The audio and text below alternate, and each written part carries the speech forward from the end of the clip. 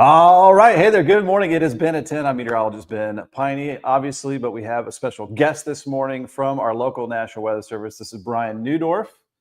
Great to see you again. So it's turning into a long history now because it was 2019. You were chief meteorologist out in Idaho. I was a TV guy, yeah. And then you wanted to switch career paths, join the National Weather Service, and in a short in between, got to hire you as a freelancer, and you helped us get through briefly was on the station he was at. Very briefly, I needed a job. Exactly. And then you did get that job. And so 6 years? Yep, 6 years now. 6 years with our local National Weather Service. So everyone coming in the comments.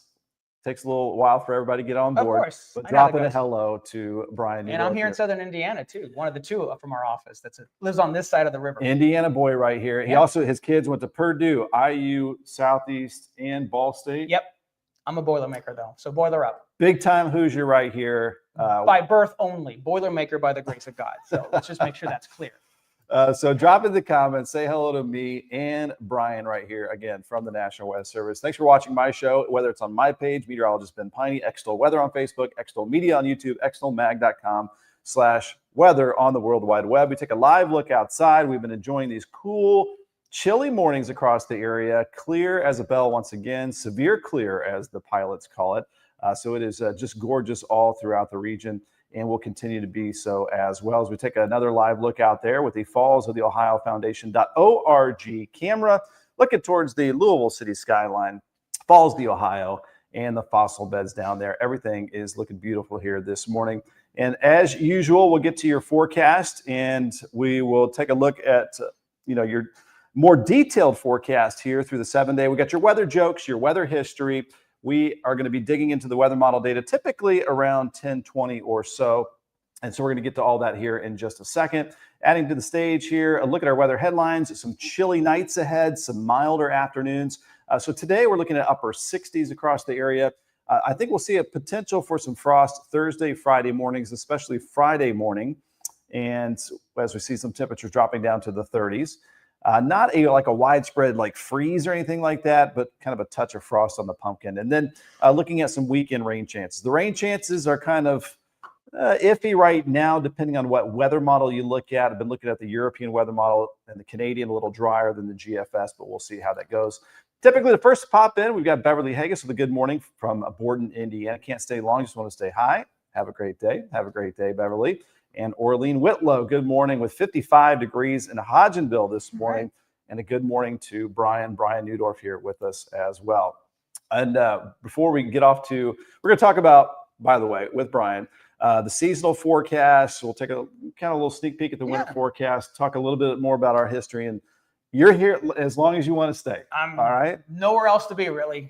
So we're visiting media people, our partners, as we like to call them, with the Weather Service, because I can say, all the media are a huge part helping the Weather Service. I did what Ben did. Now I'm on the other side of things, and it has been 6 years of learning. I will tell you that. I always joke, I forgot still learning. It's still learning. I forgot more weather than I learned, really, when I came back. There's a lot we don't know, or you forget.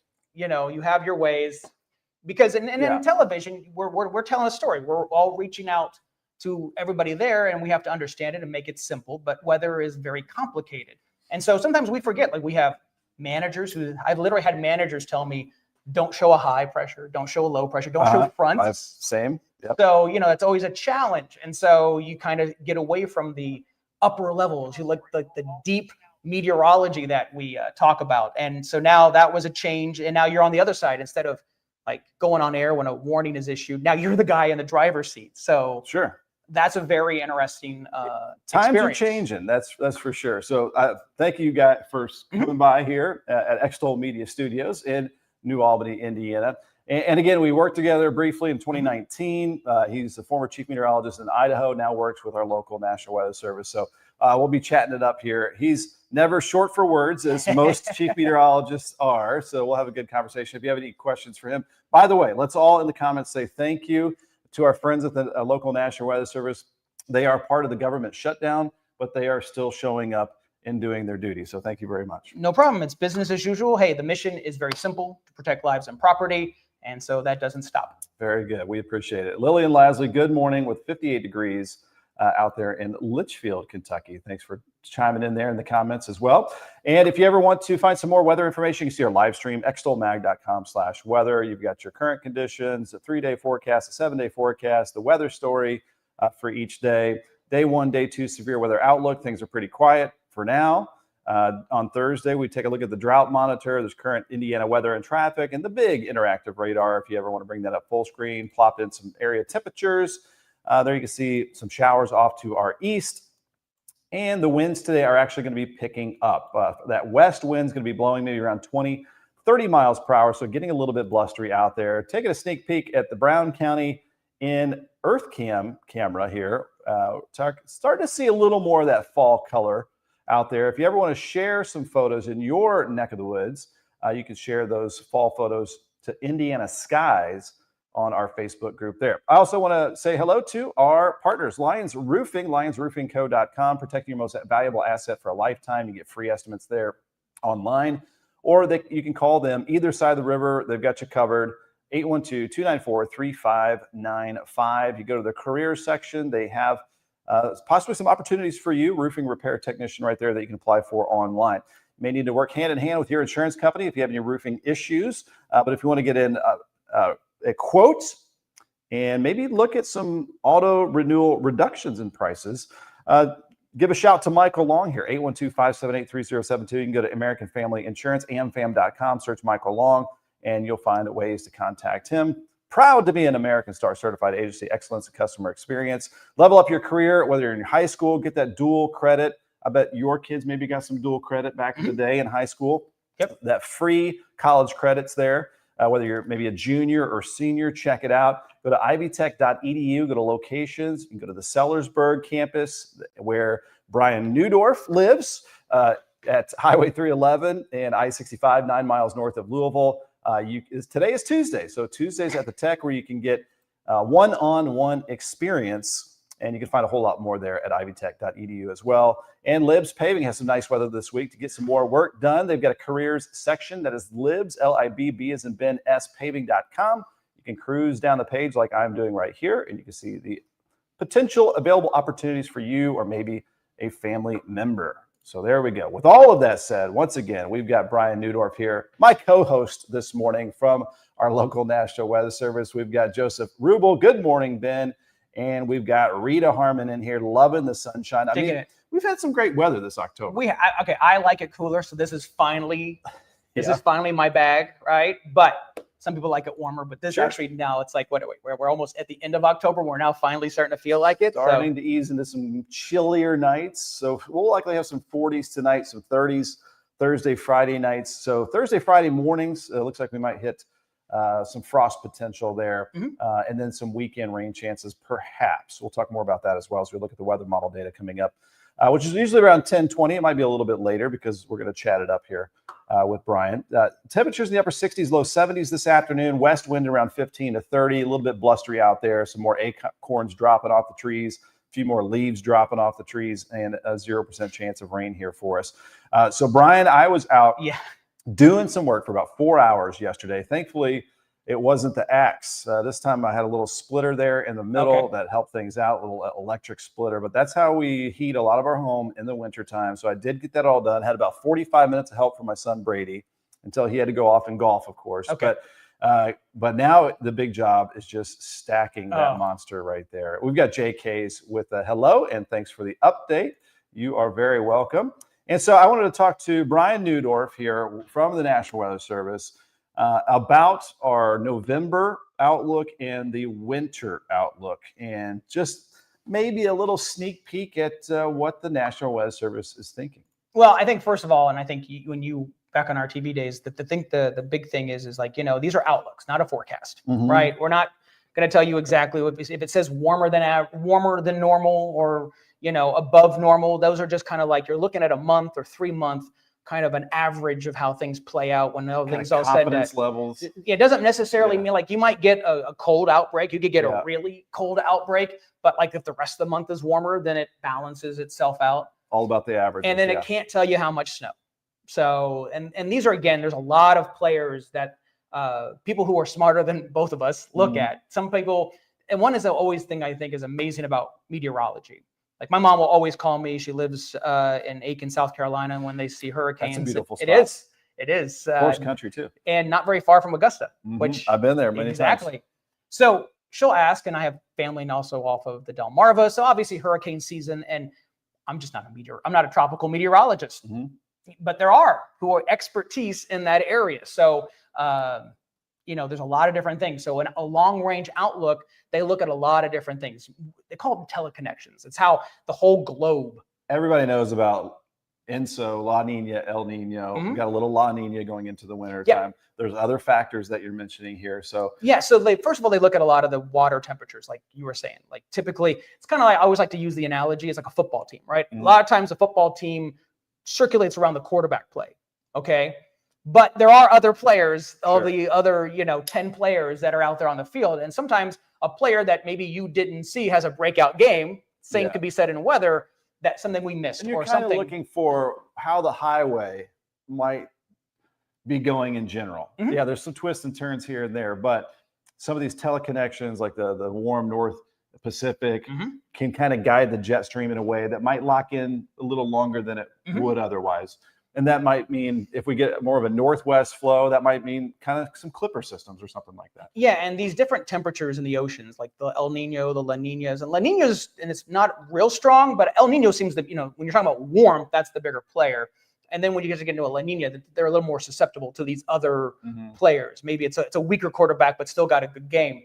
And so though these things can play out, and again, we're trying to get a good idea to help people prepare for the winter, but these are just outlooks. And kind of in the middle would be kind of La Nada when It there's yes, when there's it's gonna not have- El Nino or La Nina, and then who knows what can happen. Ups and downs can happen. So I'm going to bring this one up here. This is the monthly outlook for November. So what do you think about this? One of the things, back in September, we have a guy who really does excel in some of these long range outlooks Mhm. and does an extremely great job. Mark Jarvis kind of highlighted some of the stuff, and he kind of analogs. What we mean by that is like we look at patterns from previous years that were very similar in conditions, because a lot of this stuff Yeah, repeats. I love analogs. They're fun to look at. But they're not the end all be all. But Sure. some people. But again, so when we have a warm October, sometimes we can transition into a colder December. Which, if you want a white Christmas, not saying it does bode well, but those are not usually Now we great. will say that we always have, I would say, 99% of the time a colder December than October, but we're talking about a colder than normal December. Yeah, sorry. Yes, Yeah. it's normally colder. But what happens is you get a warmer than normal October, Yeah. and then it can translate into a colder than normal Balances December out, yeah. and the pattern. So, for November and maybe even December, but November is looking like we're going to be right where we're supposed to be as far as temperatures go, with the heat over towards the southwest and Yeah. to the south.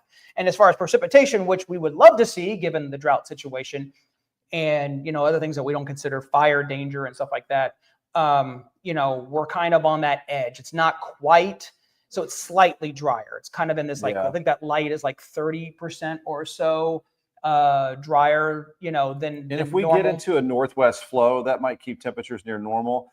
But if you get little rain chances, you're not tapping into the Gulf and getting like Yeah. a big rain. So it might be some moisture smaller, source or yeah. more Pacific oriented Yeah. storm systems. So yeah, these are just different things. And then the whole bigger picture going out beyond, this is not quite December, but it's the general start before you get into February. So this is November, December, January. And again, it's 3 months. It doesn't mean Yeah. that every month is going to be that. You could get 1 month that's colder, like December potentially.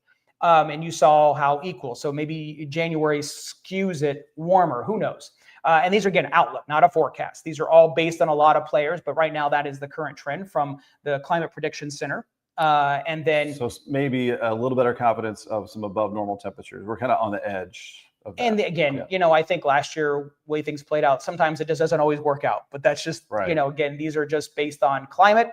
And hey, we had a winter last year. We my, did. My kids had like a 3-week winter break because that January we got a snow ice system, and we were locked in our neighborhood for like a few weeks. So That's always a decent winter. It was a nice snow, definitely. And then finally, maybe equal chances of precipitation. Again, that's when it's all averaged out. When you look at all those monthly totals, we should be roughly in that ballpark of what you would expect for this time of year. But again, you get a couple good storms. It doesn't take much. As we saw back in April of last year, or even sometimes in the wintertime, we can get a couple of really good storms, be it rain or snow. And then you start to worry about the flooding concerns and different things like that. And hopefully not. But so thank you for that seasonal outlook here. And feel free, again, if you want to drop in any questions here for local National Weather Service meteorologist Brian Neudorff. We worked together for a little bit in the summer of 2019, I believe. And he's been with our local National Weather Service for 6 years. Again, they are part of the government shutdown, but they are still showing up and doing their job. So we appreciate them for doing that. So here's Dennis Gregory with a good morning from Bedford, Indiana. Thanks for tuning in there. Was there a couple weekends ago for the Hot Air Balloon Fest? That was kind of Hot Air Balloon Fest there. In put on by the Kiwanis there. It was a good time. So let's talk about social meteorology. Yes. So you can lump me into that category, but there are maps that are, I call it weather porn, basically, because there are just alerts out there. There are forecasts that show 100 inches of snow. There is everything. And they kind of put out their own alerts. I don't like to put out my own alerts. I like to go along with the National Weather Service. I've always had a great partnership with our local National Weather Service, but not even just social meteorologists. A lot of TV stations across the country have gone into making their alert days and things like that. So it gets kind of muddy for the viewer about what is going on, what do I believe. And if you ever want just the straight stuff, I'll give that to you. I'm not going to make it alarmist or anything like that. But same goes, I would say, for you guys as well. We're not in the business of, our job is not to do what you guys do. All right. Our job is to, we still want to get information out, and we do occupy the spaces. We do videos every once in a while. We put stuff out on our social media platforms. What I try to tell people when I get a friend or a family member sending me something that seems, first of all, ask your question. Does this seem too good to be true? Right? Does this seem really, and there's a beast. Like I remember when I was doing television, there was this need to feed the beast, but it's back and forth. You have to feed it, but then for some of these who are on there and they post the things that are really crazy, there's an energy off of the watching the likes and the shares and all that. It's kind of a rush for some people. People want that viral moment, and they don't necessarily care about the information. They just want that kind of. And so what have we learned? The more outrageous you can be, the more interaction it gets, whether it's people believe in it or just like, wow, that's kind of crazy, share. But if you're really looking for information, make sure you know that, trust it. I always tell people, if you're on Facebook looking for information, obviously the Weather Service, we're going to put it out there the way it is, but find a local person that you trust, like Ben, or whatever media you choose to pull from. And it's okay to like different ones. Sometimes they're not, whatever happens. And that's our job, is to work with all of our media. You're our mouthpiece.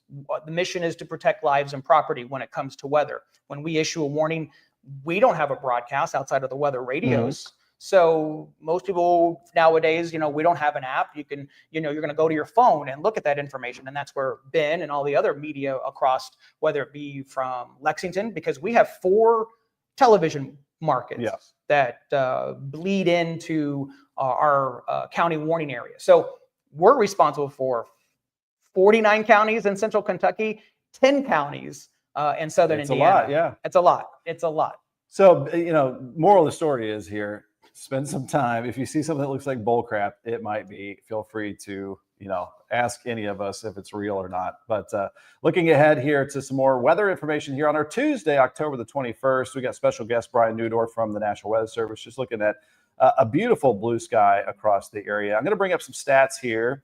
We get a little goofy on the show sometimes here, Brian, so bear with me. But here's some snow stats from your website. Of course, the Weather Service. Yeah, they've got a good climate page if you want to check that out. But November 15th, typical trace would mean maybe some flurries. And then as far as snow, measurable snow, 0.1 inches, that would be December 7th. This is on average. Sometimes it's later, sometimes it's a little bit earlier. On average, 1 inch of snow around Christmas time, December 26th. and the average 4 inches of snow January 21st. And your audience may be curious, how do these average or normals that we talk about work? They're a 30-year. I think the last one was not that long ago. Yep. But we take a 30-year look every couple of years, and we update it every 10 years or so. But we take a look at the past 30 years, and then that's where these numbers come from. So if you're like, well, I remember one time it probably was the older data. So sometimes with our average or normal highs and lows, those change. But yeah, these are a 30-year normal cycle that we come to calculate that.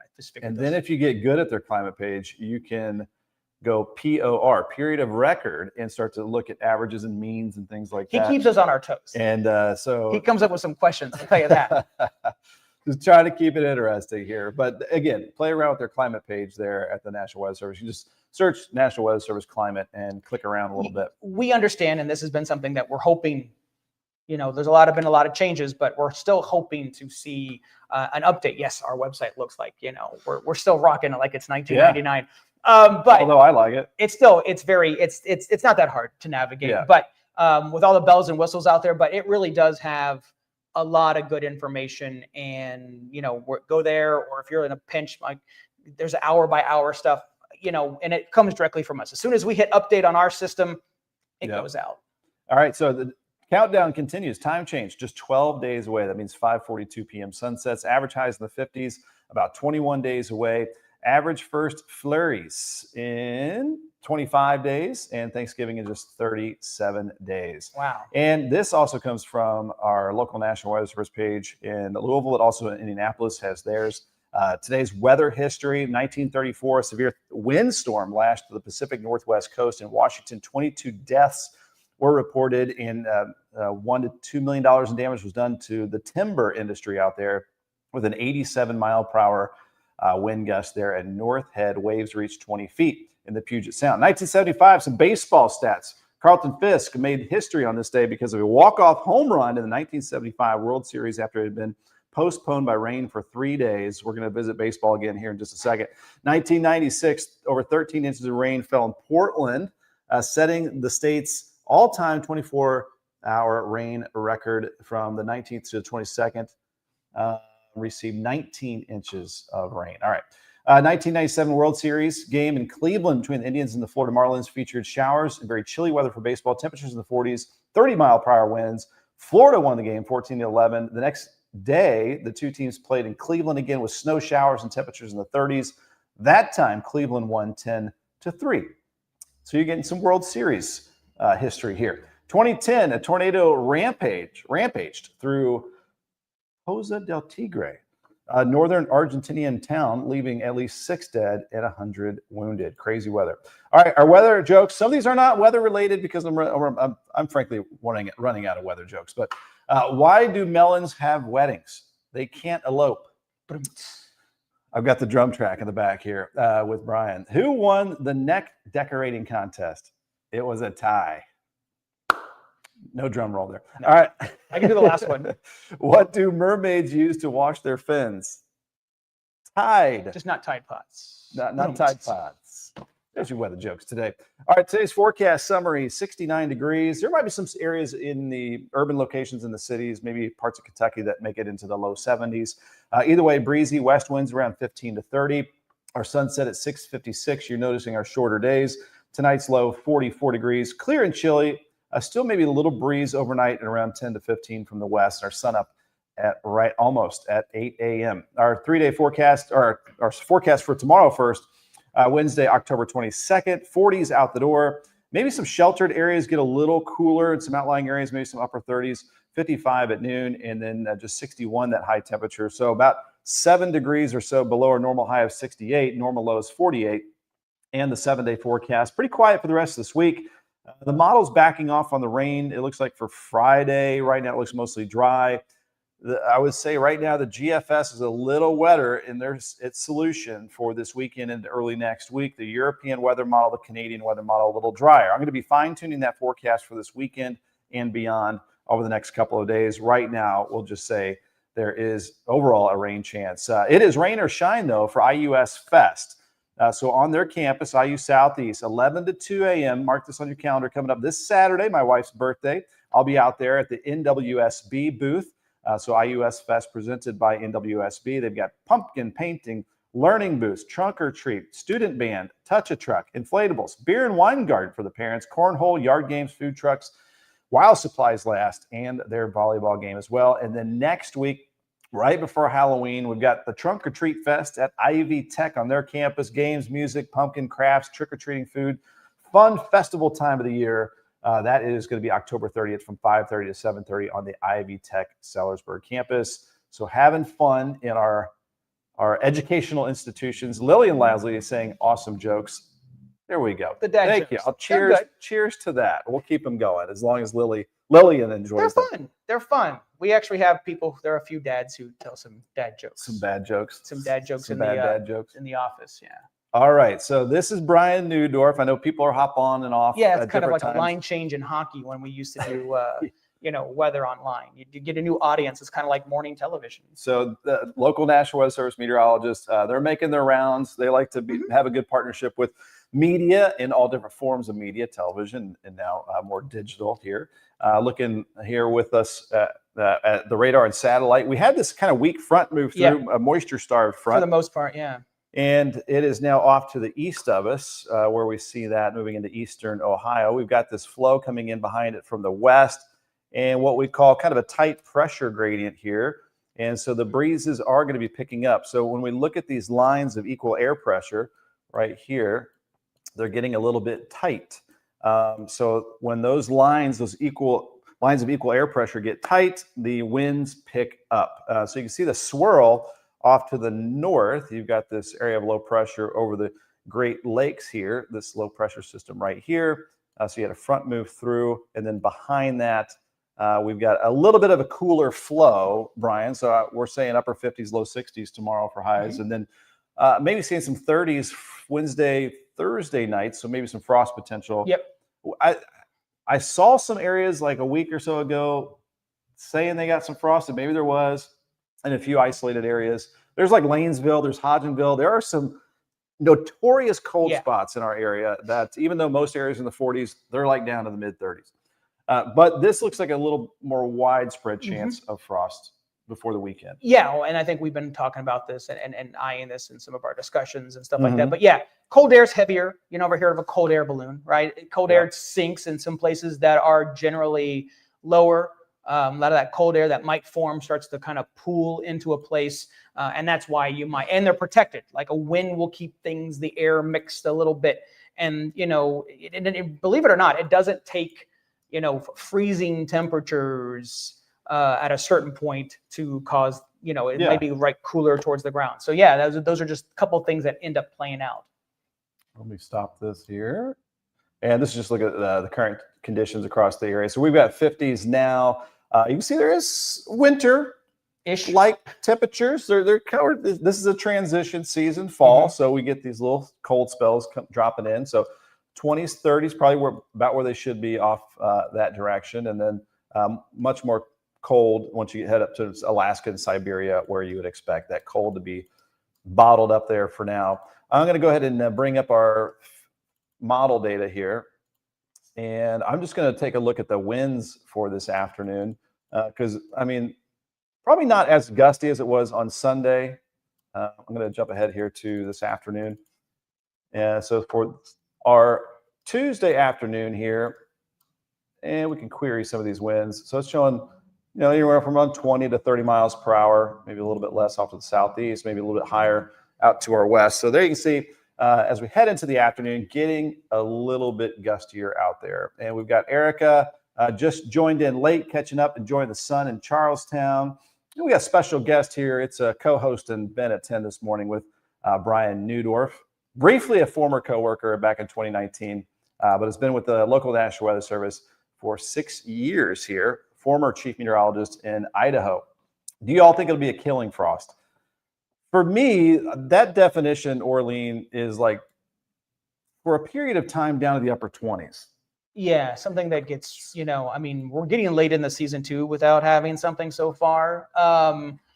and keep in mind when you start to hear us talk about our frost freeze program. Yeah, we actually talk with the UK agricultural stuff, and even sometimes Purdue as well, just to kind of see what they're thinking and so on. So we ask the experts who know more about the growing season than we do. We know weather, we don't necessarily know plants. Yeah. So we will be talking with them, usually more so at the beginning of the season.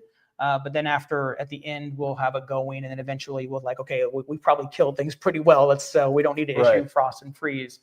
And, when I was on television, I had some farmer call me and go, what do you expect us to do? A lot of times these frost freezes are for your more family, more house. Cover the plants if you can. Obviously, we're not talking to farmer, but some people do wonder about that. Because you only see frost freeze advisories or warnings 2 different times of the year. It's going to be the end of the growing season and the beginning of the growing season. Mm-hmm. So if you see a freeze warning, it's not like we're going to freeze to death. It's just about your plants in the growing season. So once you're at the end of the growing season, which again, Purdue or UK might decide, hey, the harvest is over, things are done. When we'll ask around, and then you won't see those products anymore. No. So once we get past maybe a couple good hard freezes and stuff like that, and we do have like the frost, and then it's typically going to take a freeze advisory or something like that, like you were talking about, with those temperatures really cold. I'm going to be honest, I don't, off the top of my head, I don't have all of our advisory criteria memorized, but they are on our website on what we do to issue those and different things. Yeah, and we got Erica with the welcome to Brian and Josh May. Brian, are you still covering NASCAR? Oh weather? Yeah, I try. There's some I'm limited based on with this position at the Weather Service. I'm allowed to, but as long as it doesn't interfere and as long as it's doing things. So I don't have a pick right now. I'm going to be honest. I've been so busy the last couple of weekends. I've not been paying attention. My son keeps me abreast of what's going on. He's been following. Josh, who's your pick for the NASCAR championship? Let us know. If you have any questions about anything, you've got 2 meteorologists here. Both Southern Indiana meteorologists, by the way. He's working in Louisville, but lives in Sellersburg. All 3 of his kids went to Indiana schools, Purdue and Ball State and IUS. Yep. So big Hoosier here. So if you have any weather questions, let them know. And sometimes I'm going to talk about this since you have me here. The Weather Service, for those of you who don't know, I was thinking about this. And when I went into the Weather Service, leaving television, a lot of people thought Weather Channel. So who are we? If you don't know, well, we are a part of the federal government. We are your tax dollars. In fact, I think it only takes about $7 a year per tax dollar. It's one of the best deals per dollar. You get like a return of like $70 some of any government agency. Yeah, per dollar. Potentially, that's what I've been told. Yeah. But our mission is to protect. And how is that? While you don't see that in, say, monetary aspect, think about what we do provide, meaning you save people with outlooks like what we were talking about earlier with those seasonal outlooks. Some of your local agencies, who decide, DOT, Kentucky, transportation, will look at what salt and stuff like that to get.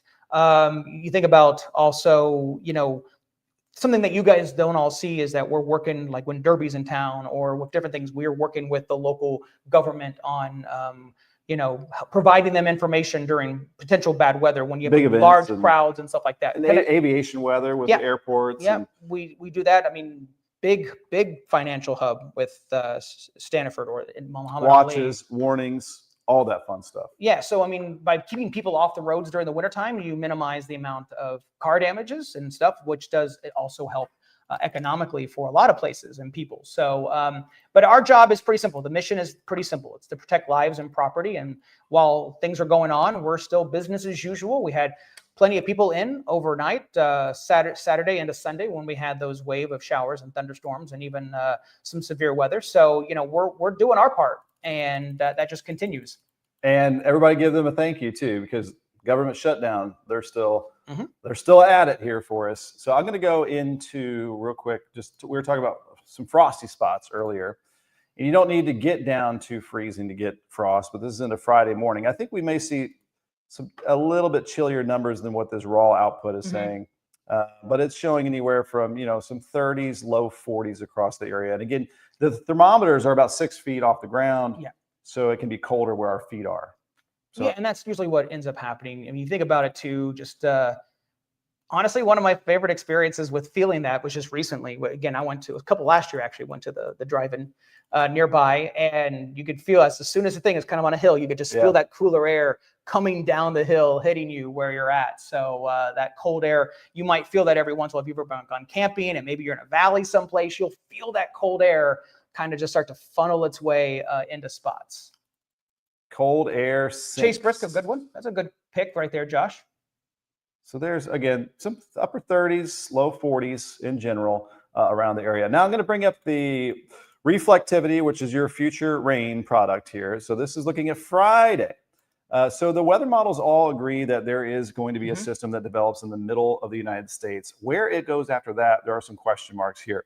The GFS is a little more eager to bring this our direction, I would say, in general. So this is looking at around 5 p.m. Friday. It's out to the west. So I think most of our Friday is going to be quiet. We might see some extra clouds kind of spilling in from that system. As we go into our Saturday, this is 11 o'clock Saturday morning. Now, the GFS does bring in some spotty rain showers here. I was looking at the Euro. It was looking drier. The Canadian looked like it was more south with this system. GFS a little bit more north. So a lot of people ask me the question, what model do you go with? The one that verifies the best. Right that's the one I go with. And I don't have a favorite. Like that's truly how I look at it. Which one's handling the current situation right now, or which one has had a good track record recently? But they all different. I'm not a big believer in while some models may have better physics, that's kind of what we talk about and are programmed to do different things. They're a model. It's one interpretation of what's seen. Nothing is ever perfect. This is an interpretation of Saturday afternoon, by the way, of the GFS, which is the weather solution. We've got a question here too from Erica. I do have a weather question. Why do some mornings I have dew on my car windows? Other days like today, I didn't. Is it a temperature or other things? It's both and a breeze. So we had some breezes overnight, and that is going to prevent you from getting some of that dew as well. And a lot of times when you have foggy ingredients, it doesn't necessarily mean you're going to get fog, but they're similar, light winds. Yeah, you can get dew without, think about, it'd be like if you had left your, it's always using that glass of water, right? Because it's cold, air condenses. So yeah, in the morning, if you get dew on your car, it's because there was no air moving. The moisture around it, your car cooled faster, the air stayed pretty much the same, and then it was able to condense and so on your car. Like a day, like you were talking about today, we had cloud cover, which kept temperatures a little bit, and then the wind. So anything that could try to form was probably evaporating way too quickly, and drier air was coming in. Or if there's simply drier air. So if you get the temperature down to the dew point, which is how far you need to drop the air temperature, so that dew forms basically, and then you'll get some. So if you can get the air temperature to the dew point, you might get some dew. But if that dew point is like in the teens and the temperatures are in the 30s, that air is too dry, and you're not going to get any dew. So dryness and wind, I would say, are the main factors with that, and of course the temperatures, how close they are to the dew point. Okay, so that is good question there, Erica. Thanks for dropping that one in. And this is again Saturday. I'll get out of the full screen mode. I'm going to jump ahead to Saturday evening, 11 p.m. With the weather model data. So it doesn't show like washout conditions for Saturday as far as the GFS goes. Now I'm going into Sunday. It keeps things a bit unsettled with this slow moving low pressure system in the region. So that is going into our Sunday afternoon. But if this takes a more south track, we're going to have to kind of see how these weather models play out. Right now, I would say the confidence is kind of low in the weekend forecast, and that confidence hopefully grows. And the models don't do a great job sometimes on these meandering kind of cut off low pressure systems. No, and there's, because again, kind of talking about the outlook, there are other factors that go into play. And, the weather is trying, these models are trying to figure out what's going to happen several days out in advance before they even form or something happens. And so, this is their best guess, kind of like what we do. So they're a great tool, but like anything, they're just a tool. And so, but the good news is like been highlighted is that, both our long range models are keying in on something that says, hey, if you've got plans, be mindful that you may have to deal with some potential wet weather. Doesn't mean it will or won't. It just means that's possible, and you should be thinking, okay, what's contingency if I need it dry? I will say, I was watching the European last week with this front moving through Saturday night into Sunday. The GFS was faster with that moving in all week. The European was slower.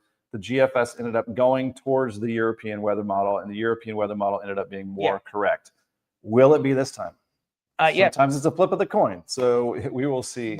The last time I looked at the forecast on Wednesday of last week, the Euro did have this front more than, say, the GFS at the time. That was several days ago. So again, but they all eventually come together because, again, they start to key in. So everybody who always says, what model do you look like? And I go back or look at, it's which one's verifying, which one's handling the current. If you can't, because think about it, after you garbage in, garbage out, if you're not doing a really good job right now, you're probably not going to do a really good job down the road, because that means your data right now is not good. Which one's initializing the best? So this one has some rain into Monday, maybe even into Tuesday. I would say the GFS is the most pessimistic model out there right now for an active weather pattern into next week. That would be, I think, like next Tuesday. We're going way out there. We're going way out there. So, hey, but by the way, Brian, when we go way out there, it is called there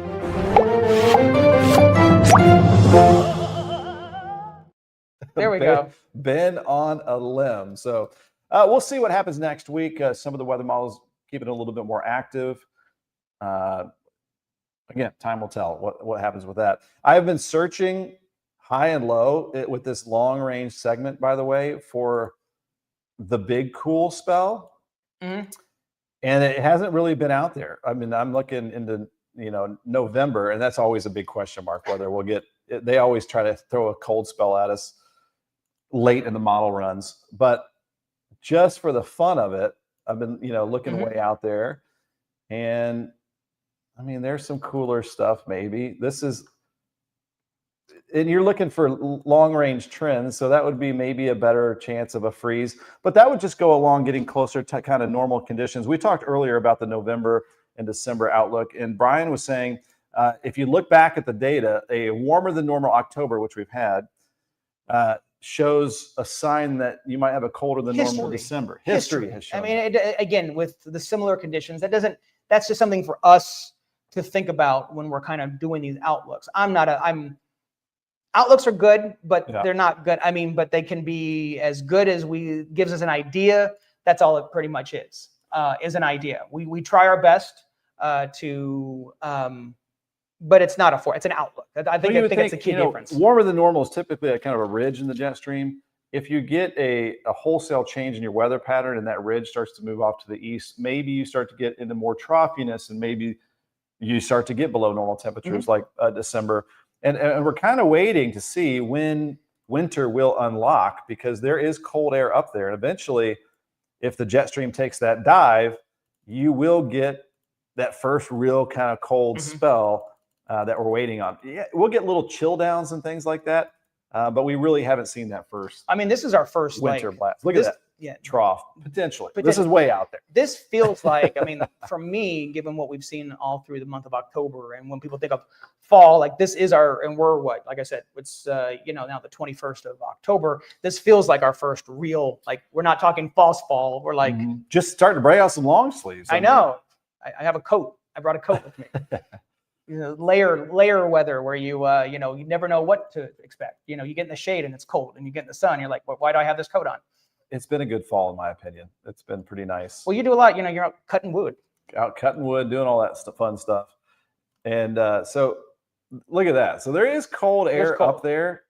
When will it come our way? When do we tap into it? When will it share some of that cold air? And of course, it's modified before it would ever get here. But who knows? Maybe it's in early November. We'll get the unleashing. Hopefully that limb is a lot stronger. Do you like winter weather? Are you a snow guy? I do like winter weather. I liked last winter. Okay, I'm just gonna say it. I liked last winter. I like it when it gets colder. I mean, I've lived, so besides being in Idaho, where my last TV station was, my first job was in Bismarck, North Dakota. Then I spent a large portion along the Great Lakes from Erie to Rochester, so where 6 inches is a dusting. You have been up north. And then Idaho, where they didn't get as much snow, but yes, they had cold and inversions and all that other kind of fun stuff. So yeah, I do like my share of winter weather. I'm ready for winter weather at times. You're a hardy guy. I am a hardy guy. So that has been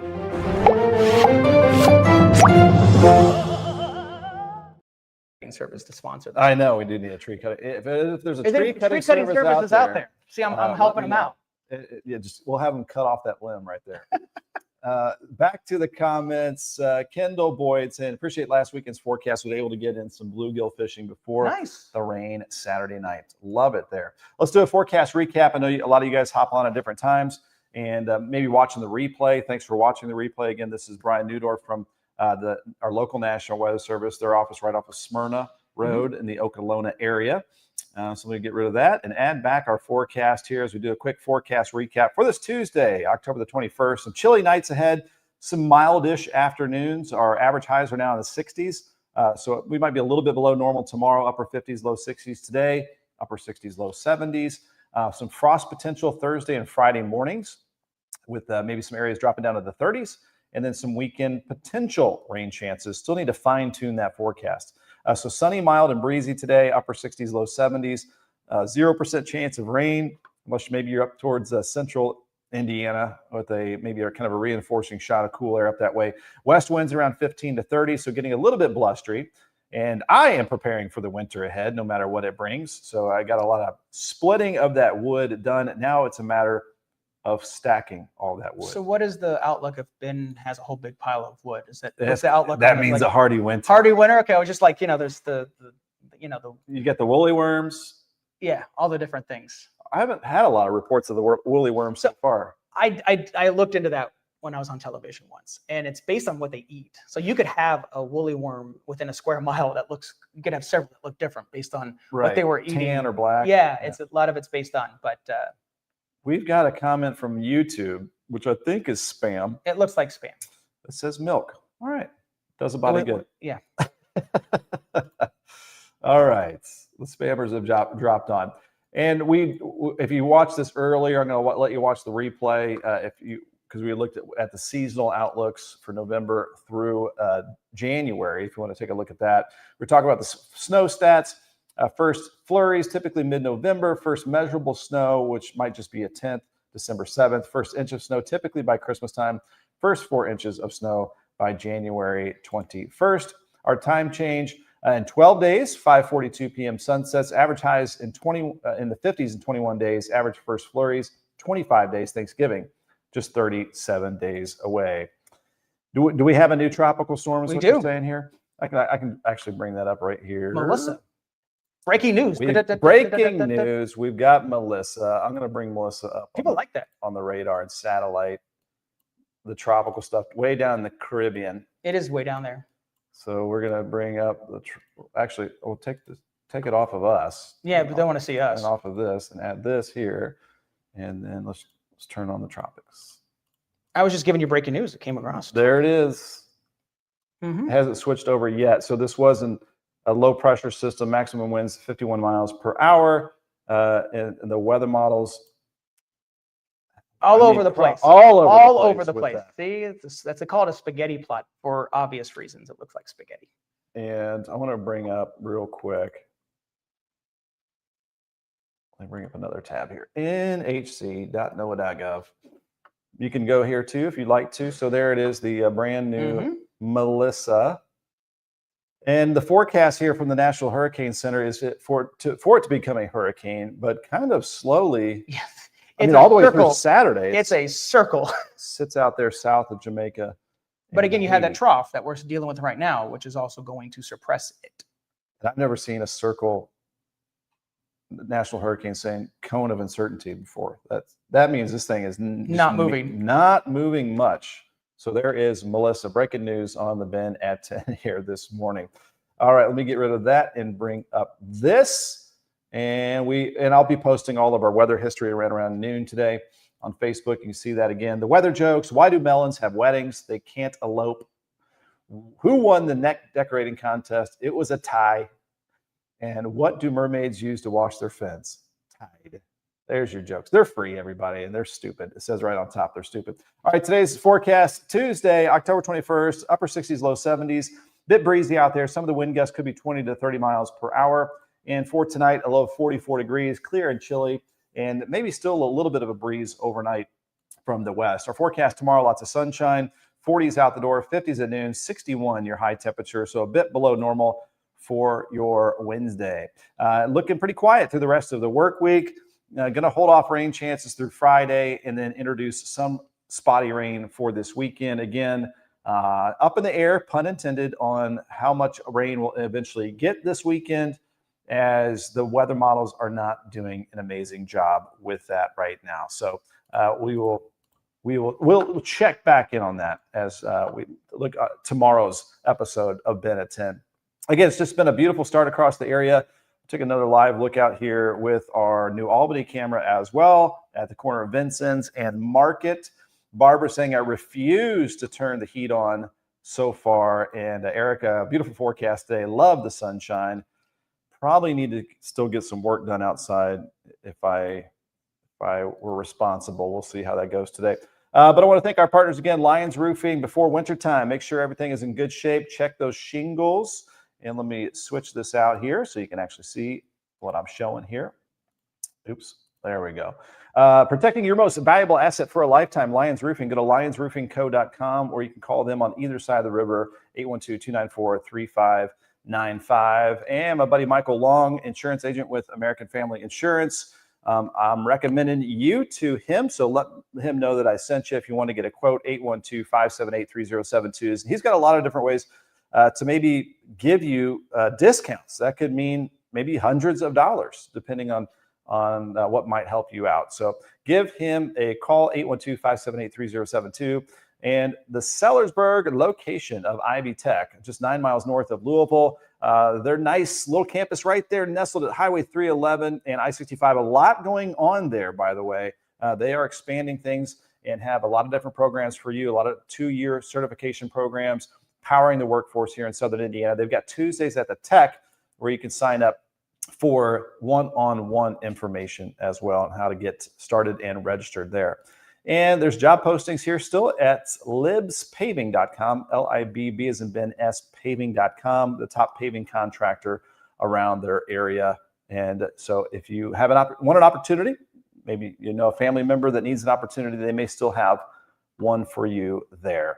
And again, doing a little leaf peeping this time of the year. As we get into late October, we're heading into the peak leaf watching time of the year. Starting to see a little bit of color here in Brown County. It typically goes from north to south as we look for the change in colors. I was driving to Indianapolis a lot this past weekend. Had a couple of events that I had to do. And we're starting to see the colors along 65 on my way up to the north. So.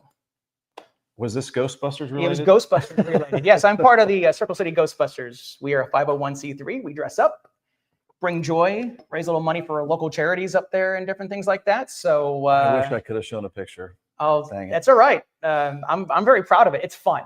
And I know your kids are getting older now. We've had a lot of conversations. 2 of my 3 boys do this with me. There you go. It's a good. So that's really. Time. We were at the children. Two nights I was at the Children's Museum of Indianapolis for events, and then we did a birthday party.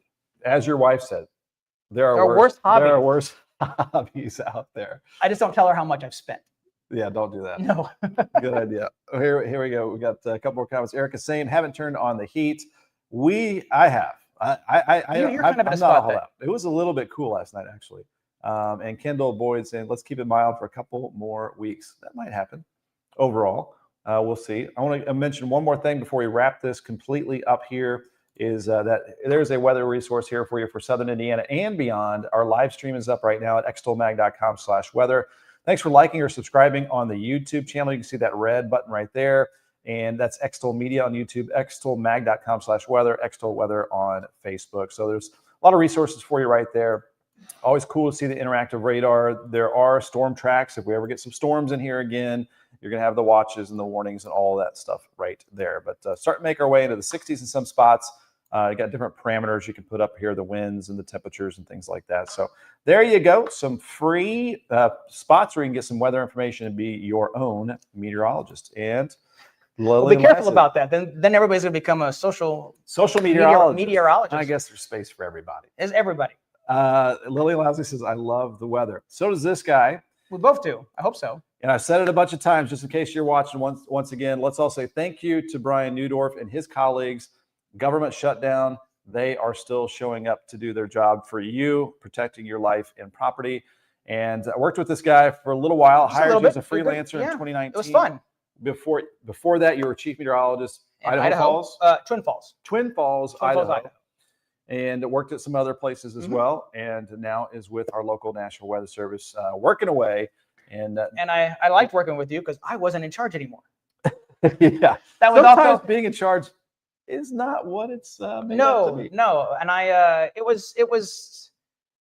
for me, it was a fun experience. Like I said, when I took over at the weather, I started like the day after Labor Day in 2019, but I left my station in like mid-July. So I had like this period, and I substitute taught. Yeah. I freelanced for y'all, and that was a good time. Got to know Ben, and of course, it's very important. Our media partners, be it Ben or any of the local TV media, both Louisville to Lexington to Bowling Green, even Evansville. We even tap into some of the Nashville television market. It's their job is to help relay, because most importantly, the Weather Service, besides some of the radar, satellite, it's the warnings, it's the advisories, it's all of that stuff.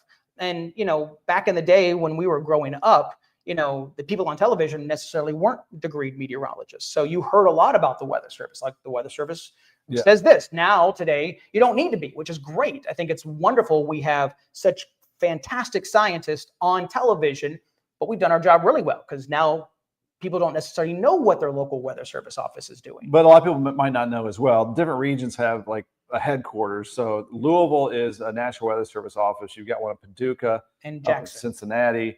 You've got one Jackson. You've got one in Indianapolis, and they work together. They coordinate on watches and things like that. So some of our media partner, I've always tried to say, it'd be like, if you were owned by the same TV company, and then you had to coordinate with the other TV stations surrounding on the same forecast.